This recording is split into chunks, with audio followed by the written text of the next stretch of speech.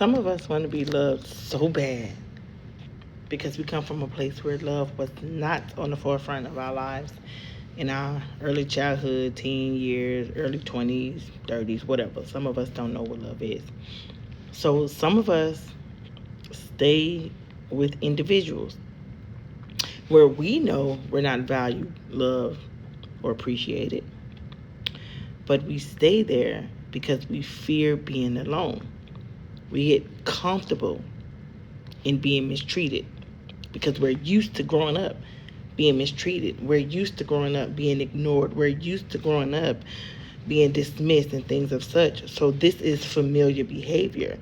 When we walk into a relationship and a guy or a woman treats us based off of how our childhood was or how our teens was or our early 20s and things of such. So we stay in that familiar place because we don't want to see if there's anything else different because we're so afraid of being alone that we can walk into what can possibly be good for us and be good to us. We have to get out the mindset of thinking that we deserve this just because we've endured it our whole life. I'm speaking to myself because I have settled in many of my relationships because I fear being alone, because I have my own insecurities.